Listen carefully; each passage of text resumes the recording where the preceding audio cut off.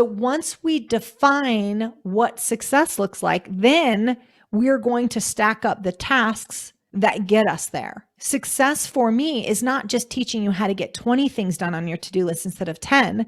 Well, then you're still in the same kind of rat race, the same trap that you were in before. You're just pumping out more. That's not success. It's to get you to your goal. We need to define success, get you there, and then get you home so you can do the other things you love in life. Welcome to the Happy Engineer podcast, the place where we help engineers like you to build your career, balance your life, and be happy. I'm Zach White, former engineer turned lifestyle engineering coach, and your host for the journey to the career and life that you desire. Hey, I believe that you shouldn't have to sacrifice your life to reach your full potential at work. And what we're going to bring you in these conversations and interviews are the strategies, the tools, and the mindsets that are going to allow you to experience both success at work and success at home.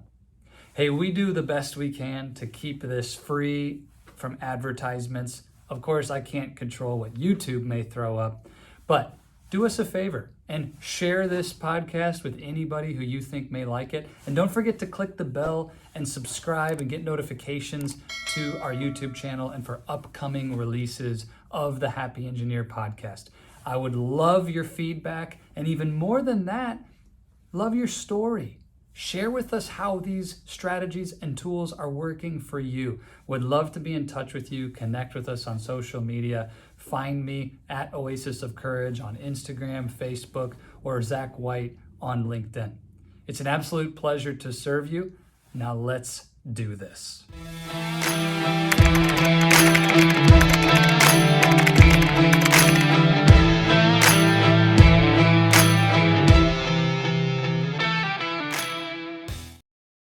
Welcome back, Happy Engineers. It's so good to have you. And I am pumped about our conversation today with April Garcia. And April is hailed as the business advisor you'd love to have a beer with, and an expert with an edge. I love this. By age 19, had already begun her long tenure in entrepreneurship as a real estate investor, had started her first company and bought a house before she could legally buy a beer. This is amazing. Graduated from numerous leadership academies, climbed the ladder as a top performer in the financial and telecom industry, received a bachelor's in biology. So she's got our science background here, and built several businesses and advised both US and international corporations from startup to billion-dollar businesses. April is an expert at things like growing revenue, sales and ops, increasing productivity, which I know you want to hear more about, and helping people like yourself obtain that balance so you have the time to enjoy the life that they earned. And she knows what it takes, all right, to change your story, remove the limiting beliefs that may already be cropping up in your mind right now as you listen to this, create those high-performing habits, and teaches people how to add time into their schedules. She's a former scientist, a passionate adventurer, and has visited over 45 countries leading humanitarian teams. It's amazing. Just look at this. Survived cholera, dysentery, rabies treatments, and a military coup, and completed triathlons, endurance races, despite having lupus, which can be debilitating. Although she's a corporate badass, she is also a loving mother and a wife. And when she's not in the boardroom or on the microphone with us, she can be found in the mountains, camping with her family. What an amazing introduction. April, thank you so much for making time to be with us today. Thank you, Zach. It's such an honor to be here. And I'm so glad that we could come together and that you got through that bio. That was a long one, Zach. So thank you. It's so great, though. Oh, there's so many things here, April. And, you know, the engineer listening is, I know, triggering on this idea of being more productive, having that time. And people come to you from all around the world for help with productivity, time management, getting more done. And if that's the solution that they're seeking from you, can you just help us understand what is the actual problem that people are trying to solve? Sure. So a couple of problems, Zach. So they come to me so usually they come to me for business solutions, right? They want to get their ops team running more efficiently. They want their sales teams to go up there or increase revenue, or they want to launch a new product, things like that. So they're business objectives. However, what I found was when the door was shut and sort of the gloves were off, what was said was, how do I get more done in my day? How do I get more done in my team's day? And that's really how I got into this type of work, is that I had the solution, and it came hard fought for sure, but I had the solution. And really that made all the other business objectives that they had. This was the big domino to fall, is being more productive. And the problem that needs to be solved in this situation, there's a couple of them. The biggest one is distraction. Distraction is a huge problem. It is a huge problem for getting more done in your day. And I'll just list a couple of other problems. Time hijackers. And that can be everything from people. That can be Bob in accounting constantly asking you a question. That can be your inbox. Keep in mind, a lot of people will go for their priorities and they look in their inbox. Your inbox is often not your priorities. It's the priorities of others. Yeah. These are all things that hijack your productivity. So distraction is a big one. And honestly, Zach, prioritization. We feel compelled, once something is written on our to-do list, we feel compelled to get it done. We see a problem and we want to solve it. Oftentimes the things that go on our to-do list aren't actually getting us to our larger goal. They're just something that we've added to our to-do list, or maybe that have been delegated to us by somebody else. And it doesn't necessarily need to be done, or it doesn't necessarily need to be done by us. So I would say distraction, time hijackers, prioritization, and a little bit of controlling the narrative. And we'll talk about that more, but just controlling the things that we're saying about, well, I've got so much to get done. All these things need to get done. This is what success looks like.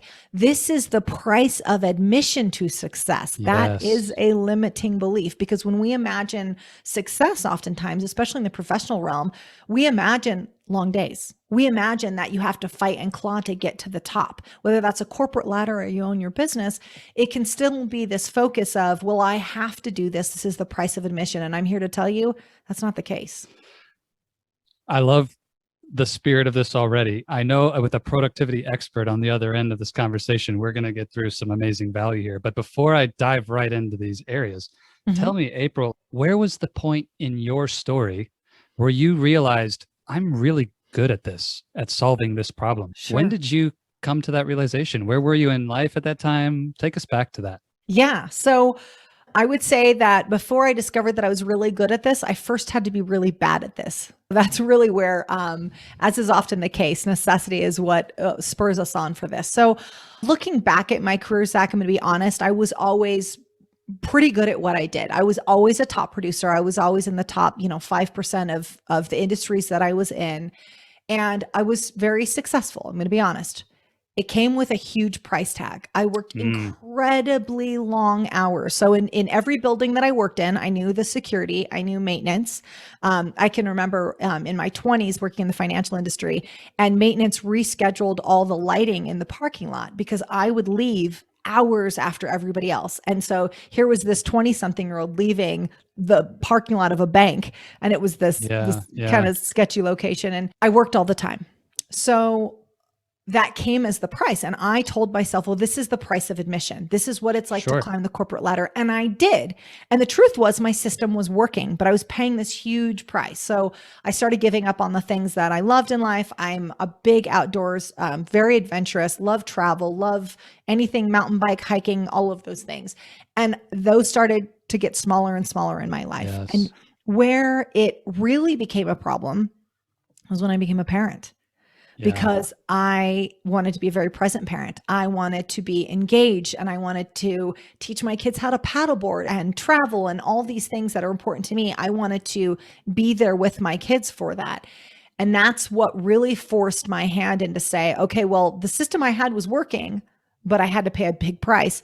How do I enjoy the same level of success? How do I produce the same kind of results, but not the 60, 70-hour work weeks? And so that was really the catalyst that drove me forward. Now, I'd read every productivity book. I've done the courses. I've gotten the journals and the apps and all of those things. And there is value to all of that. But honestly, a lot of it was just overcomplicated. And they would talk about productivity in this kind of theoretical space. But okay, well, I understand the concept of Pareto principle? What happens Sure. when my coworker keeps popping their head in? What happens when I've got my primary objective, but then something else comes in and there's a fire and I've got to go put it out? What happens to my primary objective? So I finally I sat down and said, let's stand on the shoulders of giants. Let's look at all the information that's out there, look at all the laws, all the principles, and then how do we distill those down and make them practical for today's day and age? I'm going to be honest, some of the people that have wrote those things, they're a little removed from the day to day. They're not still trying to make their kids hockey game. They're not trying to pick up their kids or drop their kids off in the morning. They're a bit removed from the day to day. There is a way, I knew there was a way to advance our careers, but still have time for the other things in life. And I set out on a mission and I solved it. And now I'll spend the rest of my time sharing it with others. So that cost that you talked about, I know the engineer listening they're nodding their head saying, yep, I know the cost. I'm also in that place. I'm putting in these crazy hours. I can't seem to get ahead. And I keep trying to solve it with the same solution of 1 more hour and then 2 more hours. And what do you think it is, April, that keeps us stuck in that place when we know we're paying the price and for whatever reason, we don't do the things that are going to help transform that situation? What keeps us stuck? A couple of things, Zach. One is just the belief that it has to be this way. That's the biggest thing that keeps us stuck. Now, I'll talk a little bit about how our system and our society are kind of set up to sabotage us too. But the first thing we have to dismantle, we've got to crush this with our heel, is that it has to be this way. Because not only do you believe it, but likely your coworkers believe it and your boss and your staff believe it. So we're seeing it everywhere. There is evidence around us every day that this is how it's got to be done.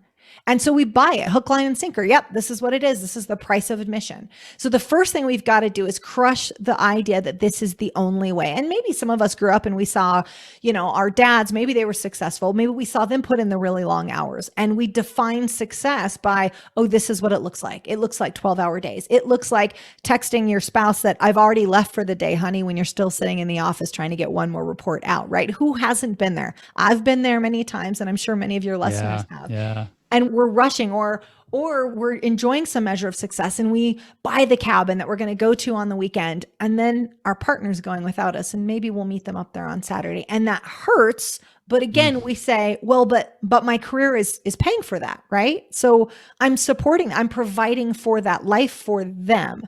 Or maybe I don't get to go out with my friends as much and go mountain biking or whatever it is that really fires you up. But that's okay, because I'm just putting in, as Dean Graciosi likes to call it, his success tax. We convince ourselves that our success tax is so big and we start paying his tax and her tax and that guy's over here tax. Wow. Yes. Doesn't have to be that way.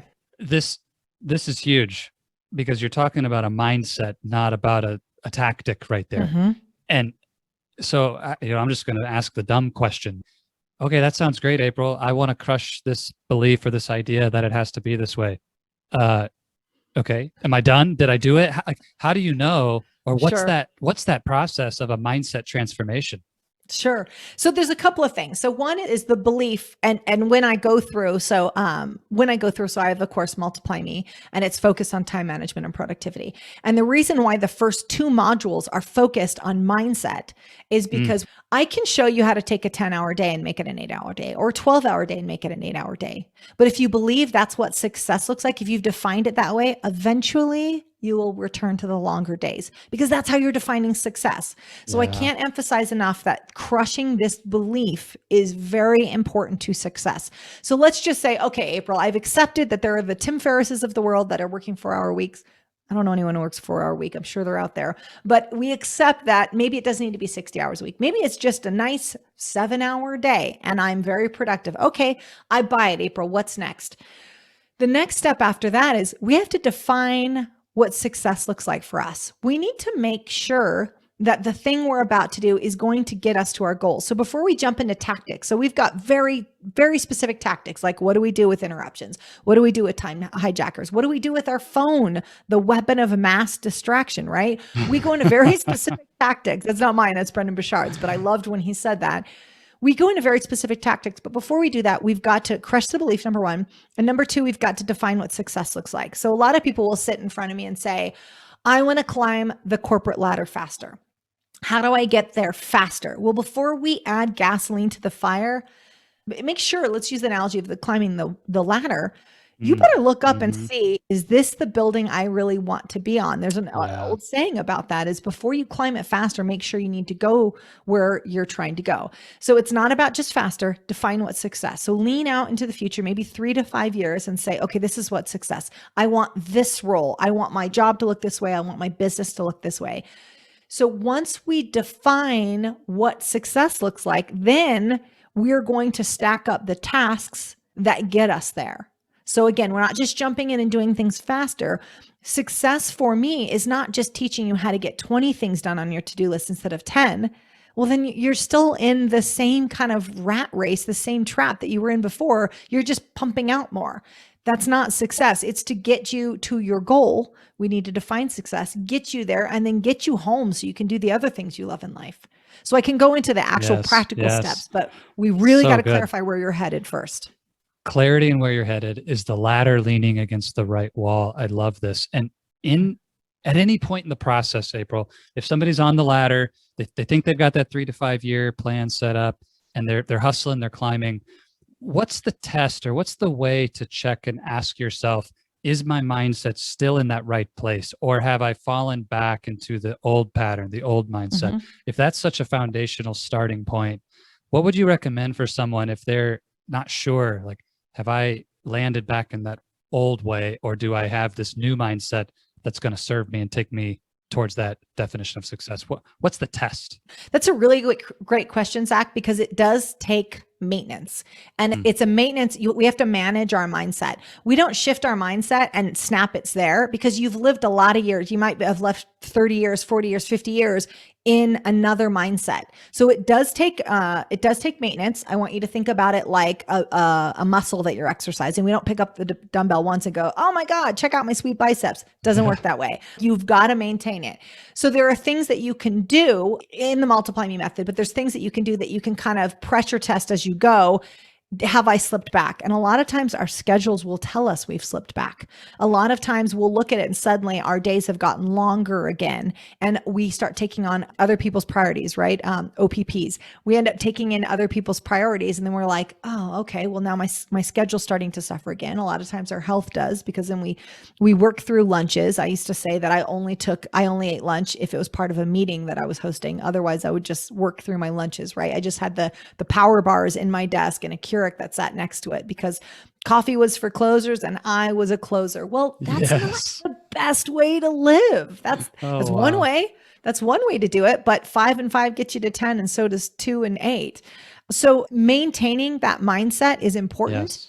Spending a little time in the beginning of your day, thinking about your day. It's amazing how often we just jump in and start executing on our tasks and we don't stop to define what success looks like for that day. So I want you to lean out 3 to 5 years, have that clear picture. And then each day we should be defining what success looks like. In fact, part of the actual tactical piece, when we're working on prioritization, I talk about the one thing. There should be one big domino each day that you've got to knock out, and you've got to knock it out by 9:27 a.m. There's kind of a little joke I make about Milton from Office Space, and he's going to catch the building on fire. So you've got to get this thing done before 9:27 a.m. when your building catches on fire. Because we often take the most important thing in our day, the thing that has to get done, and we usually tackle it around 3 o'clock in the afternoon. At that point, decision fatigue is kicked in, other people's priorities, there's emergencies, you've got your fire extinguisher out trying to put fires out, and we haven't done the most important thing we need to do in the day. So there's kind of this simple framework that you can do each day and say, okay, what's my one thing for the day? Where are my distractions going to come from? What is my priority versus other people's priorities? Nobody wants to hear, well, I got busy and I just didn't get it done. Your boss isn't going to understand that. Your team isn't going to understand that. And you say that too many times and it's going to create a problem for you professionally. So it's incumbent upon us to figure out how to prioritize our day and not let other people prioritize our day. Not to say that meetings don't pop up, for sure, but we've got a plan for those things. Yeah. So I know people are like, oh, I want more. Give me the tips, give me the hacks, give me the strategies. And we mentioned 4 big areas of productivity. And for the listener, I just want you to know, engineers, this is the tip of the iceberg that April's given you here. And I really encourage you to work with her and take her course and get the whole buffet rather than the snack we're delivering here. But distraction, time hijackers, prioritization, and controlling the narrative. You mentioned those. Mhm. Which of the four, April, do you see as the most prevalent? If I was looking at an engineering community and said, where do you see the most resistance or people struggle the most? Which of the four would you say is the place to look first? Distraction, any form of distraction. If you were to actually follow around an employee or a worker, we'll say, it's amazing how often they are distracted from the task at hand. And I'll give you a solution for that too. I've got a very simple solution I can give you today, and it'll immediately make you more productive. And it's so powerful. I'm going to tell you in a second. But if you were just to follow someone around, you are distracted the majority of your day. It's amazing how often we're distracted. And so we're distracted by external and internal. So external could be the ding of your Slack, your Trello, Asana, whatever tool you're using, your inbox, Outlook. These are all external distractions. Our phone is an amazing tool for distractions. We get a text message in, we're on a WhatsApp chain, whatever in your particular field or company, there's all sorts of things constantly barking for your attention. And when everything seems urgent, then nothing is urgent. Yeah. I would say that if you're going to tackle any one of those things, it's distraction. Now, I'll mention another piece of distraction. We just talked about all the external distractions. Let's talk about internal distractions. Yes. This 3-pound organ that sits on our shoulder is a very effective tool to get us off task. I don't need my phone to ring to start wondering, when was that proposal over? Did I schedule my kid's dentist appointment? I'm really good at distracting myself. We don't focus on anything for very long. And so you have to tackle both the external distraction and internal distraction. Now, one thing I'll say about internal distraction is we will underestimate how much something will take us away from the task at hand. Ooh. Let me give you an example. Like say you're working on a project and you're focused on the project and you're focused tightly and there's a little ding. You pick up your phone and you see a text message and you set it down. The external distraction was maybe 15 seconds. You just read that. It was not 15 seconds. The second you heard the ding, you were off task and you were thinking, oh, is that Steve? Oh, is he reaching out? Oh, is that, my mom because my father is having health, whatever it is, your, what I call mental real estate has already been occupied by that. You pick it up and you read the text, 15 seconds, right? You set it down and you think that didn't take me off task for long. Yes, it did. Because you do not just switch gears and refocus, especially if you're doing a challenging project. It's not about the amount of time that you've taken away. It's about the ancillary time, the rest of the real estate, mental real estate, as I call it, that gets gobbled up by this thing that has taken you off task. That is huge. So you can watch a worker and see how much they're looking away, but then you don't know how much of their time they're up here thinking about the game last night. They're thinking about what they're going to do after work. That robs us of our productivity. So distraction is the biggest thing. This distinction between external and internal distraction, April, I see a connection, and I want you to tell me if I'm seeing this correctly or how you see it, between what is our psychology and the interaction with technology and how technology has changed the way that we work. Is technology a problem for us in productivity? Is technology a helper? Or what's the sort of interaction between these two? How do we solve that and integrate them effectively? So it's both. It's our biggest problem and it's our biggest strength. We have to leverage it. We can leverage it for the good. We can leverage it for the evil. So for example, you're taking a task, right? I mean, I can say, okay, well, this task is made so much faster because of technology. That is true. But let me ask you this, Zach, do you feel like you have more time in your schedule because of our technological advances right now? Not even close. You probably feel more distracted than ever, right? Yeah. Absolutely. We've got, so internally, so I run a consulting firm, Maven. So we use Asana. We've used Trello and Monday.com and all that sort of stuff, but we use Asana right now. Wow, that's amazing. It can project manage so much of the work that we're done. Did it put back time in my schedule? No. Did it put back time in my team schedule? No. But we're all distracted by the dings. And mind you, I love this software tool, but did it give us more time? Only if we use it effectively. And most of us don't. So it's a love-hate relationship with technology. Yeah. But I can suggest some things to do to make you more effective while using technology and when to turn technology off. Okay, so let's get into the tactical piece. So let's just say you're tackling a big project and it needs more of your brain. So this is not a mindless project. You need to focus on this. Yes. Engineering, for example. So The first thing we need to do is we need to remove ourselves from as much technology as possible. Now, I realize that people go, whoa, whoa, whoa, my boss might need to get in touch with me. My team might need to get in touch with me. There's ways that you do that. Time blocking. So if you're not familiar with time blocking, it's essentially setting aside a piece of time that is dedicated for a specific task. Most people are familiar with this. This is the step a lot of people forget. You have to communicate that you are time blocking for that period. Preach it. This is my favorite thing. Okay, Keep going, good. April. Keep We're on this going. side. Here we go. I'm getting on stage. Let's do this. Love it. You time block for a specific amount of time. And what's key is you communicate to your Mhm. people when they can have your attention back. Don't just say, I'm time blocking at 9 a.m. No, you say, I'm time blocking from 9 to 11 a.m. At 11:01, I will be checking my emails, my Slack messages, whatever communication tool they use. You have to let your people know when they can have your attention back, or they will interrupt you. Managing the expectations of others is a huge piece of this. And again, you might have a team. People say, well, I have a team. I've got people depending on me. That's great. If they know they get you at 11:01, they will be better at not interrupting you if they know. You got to communicate that, and you have to stick to it, because So if April, they know that you bend, they will keep expecting you to bend on that. Totally. I got to ask this question. Okay. The fear that always pops up, and I just want to hear it straight from the person who's helped thousands and thousands of people just like our listener to go through this. If I time block for 90 minutes and I tell my boss and my team I'm not available, has anybody ever lost their job for doing that? Like, can I get fired if I'm not available during that 90? Like, I'm just going out to that far end of the fear. Tell Absolutely. us. Like, It's has good. it ever happened that somebody totally regrets doing this? No, not that I know of, but there's a couple of ways to handle that. Okay. So don't start with 90-minute time blocks, because when we're going into something like this, when we're changing behavior, and this is really important, this is just the psychology of changing behavior. Don't expect you to go from 0 to 60 overnight. Change is made in small, consistent steps. So if you've never time blocked and you've always been available to your boss, don't expect 90 minutes to be a reasonable request. Start with 30. And what you're doing is you're training people, you're managing their expectations. We teach people how to interact with us. You can shift that. Yes. Now, will you get fired by being unavailable for 90 minutes?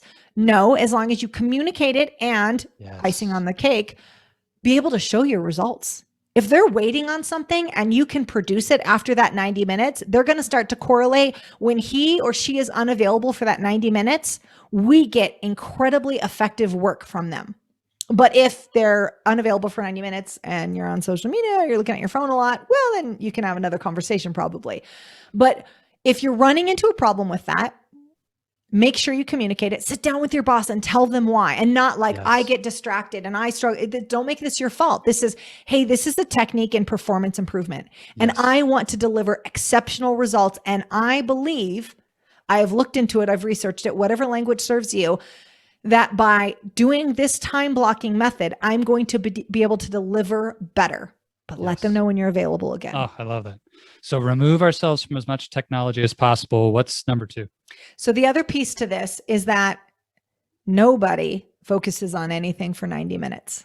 So, okay, we've removed the who's going to need you and your boss or your team or whoever. Okay. So now you've got 90 minutes of uninterrupted time to do this project. Yay, you. Nobody focuses. You don't focus on a Hollywood hit for 90 minutes, and there's explosions and sex scenes to keep our attention. I don't know if you need to cut that, Zach, but here we go. But the point being is, like, we don't focus on anything for that amount of time. So you've got to be realistic about how long you can focus. So there's a couple of ways that we're going to do this. I am a huge fan of using a timer. So this is based off of the Pareto principle and Parkinson's law and a couple of other things, where we've meshed them together to say, we are going to set a timer, and it helps you manage distraction and keep you focused. And we add a competitive edge to it for short stints of time. So for example, let's just say that you've picked 60 minutes to work on this project. You need to know that you're not going to focus for 60 minutes, because even if technology does not distract you, you will distract you. You'll start to write with one pen and go, I don't really like this pen. I don't like the grip. Where's my blue pen? You'll just do that. However, if you set a timer, now I'm a fan of setting, this is based off the Pomodoro technique, which is actually 25 minutes, sometimes longer. I'm a fan of setting a timer for no more than 20 minutes. Okay. Ideally, the sweet spot is between 15 and 20 minutes. And you are going to focus on one task during that 20-minute period. Let's just say 20 minutes. We'll round it to 20 minutes. The time will go up or down depending on how tired you are or how much you don't want to do the task or have been procrastinating on it. Wow. If Yes. there's something that you've really needed to get out, this project that you don't really like, but you really need to do, and you sit down for 90 minutes, you are not going to focus for 90 minutes. You're going to focus for 10 minutes, and then you're going to be frustrated that you had to do the task, and you're frustrated at yourself for procrastinating, and why couldn't Steve help? All of these things. So you're going to set a timer. Here's the key. I do not like when people set timers to their phone because rarely do we touch our phone and only look at a timer. Great Even point. if the phone is on airplane mode, which when you're doing a critical task, I encourage you when you're time blocking to put your phone on airplane mode. Many people gasp when they hear that. And I remind them, it's okay. You're going to tell your people when you're available again. It's okay. But every time we touch our phone, we get distracted. So I literally use a YouTube timer at any point during my day, any point during my team's day. You will see that the first tab of our internet browser is a YouTube timer that is silent for 15 to 20 minutes. And it's actually a cat that meows at the end of the 20 minutes. You're doing a task.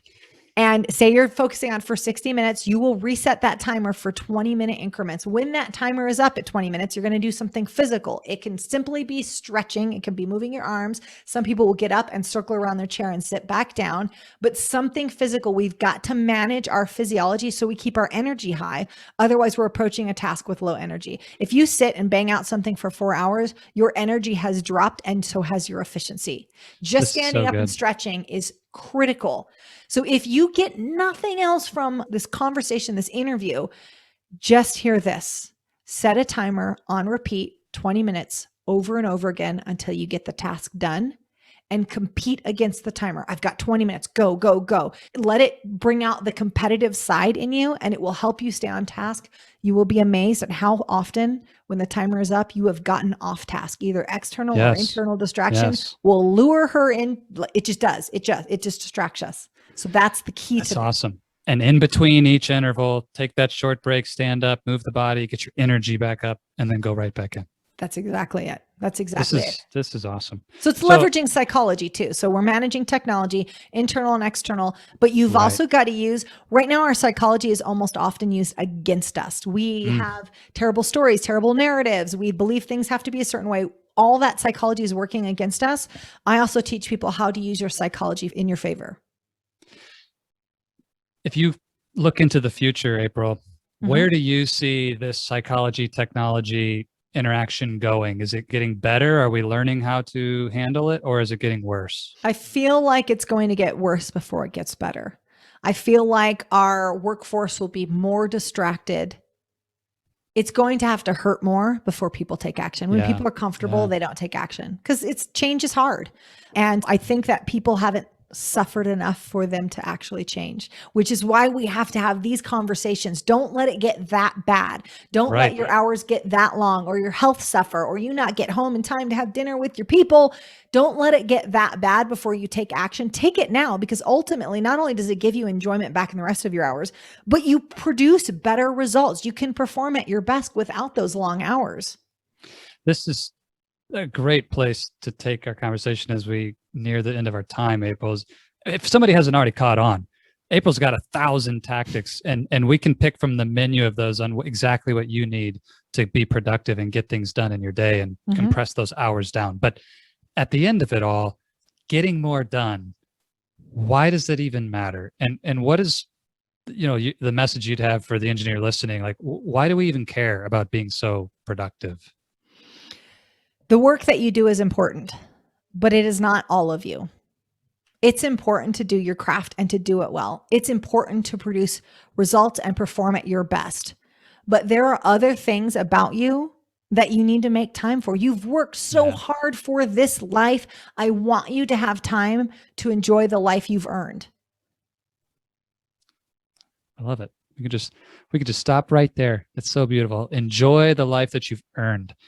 And it doesn't have to be this way. All the way back to the first thing you shared with us. April, this is amazing. And I always ask this at the end because I know the engineer listening is going to want to take this further. And great engineering, great coaching like you provide. We know that questions lead and answers follow. And so if the engineer listening to this wants to be happy and fulfilled in their career and in their life, what would you say is the best question to lead them with? The best question. I would make it really in the moment and tactical. I would say, is this thing I'm about to do, when you're looking at your to-do list, you're looking at a project, is this thing I'm about to do going to get me to my 3-year goal? Instead of just jumping in and doing it. I don't want you just to hear, here's how to do this faster. That's not what April Garcia is about. It's about, here's how to do the most high value things faster so that I can get to my 3 or 5 year vision. So powerful. Is the thing I'm about to do going to take me to my 3 to 5 year goal? I love it. April, if someone wants to jump into your course or get to know you more and follow your amazing content, where can people go to do that? Absolutely. So my podcast name is Pivot Me. So we're at pivot-me.com. Actually, no, it's probably a little bit easier. Let me just get you to theaprilgarcia.com is sort of our homepage. And there you'll see the course Multiply Me, 4 steps, a whole series of things that will really help you be more productive. And I know that you're going to drop some links in too, Zach, but connect with us, connect with me. Yeah. I want you to be more productive. I want you to use these very manageable tools. The answer is not in another app. It's not in another book. It's not in another journal. The answer is using these very simple tools and using them every day so you can go out there and love this life of yours. That's a perfect place to end. If you're listening to this and you know you need what April's talking about, it's not about buying 10 more books on productivity. It's having that professional, that coach like April, who can show you exactly what to do, make it simple, and hold you accountable to that action day in and day out as you move forward. And I couldn't recommend highly enough that you plug in with April and do her course, follow her content. And so I will absolutely make sure there's a link in the show notes and everywhere for people to jump in and do that. April, thank you so much for making time today. I mean, I feel like we covered a pretty big chunk and it's still just the beginning of what all you have to offer. So thank you again. Just amazing. I hope we could do this again sometime in the future. We certainly will. And thank you for having me on the show and for the work that you do and the concepts that you're bringing to your audience. It's just so incredibly valuable. And it's great to be here, Zach. Oh, thanks, April. Hello, my friend. Zach White here again. And I wanted to let you know that's all we've got for this episode of the Happy Engineer podcast. Thank you so much for investing your time with me today. It is an absolute pleasure to be able to bring you this content. Just as a reminder, it would be amazing if you would subscribe and share this episode with any other engineers you know who may benefit from this. And if you're like me, I hope that you'll take some notes and, more importantly, take action. In our audio version of the podcast on Apple Podcasts and any place that you go to find podcasts, there's a little more content from me about this episode in the debrief. If you really want to hear about how to put this into action, I'd encourage you to go grab that. But thank you for joining us for the video version of our interview today. And again, can't thank you enough for helping us to get the word out about the Happy Engineer podcast and what we're doing. If there's any way we can serve you, would love to do that. Go find us at oasisofcourage.com or reach out to me on social media at Oasis of Courage. And don't forget again to subscribe and click the bell to have notifications of upcoming releases of new episodes of the podcast. As always, I want to leave you with this. If you stay in your comfort zone, you're not going to grow. So let's crush comfort, create courage, and let's do this.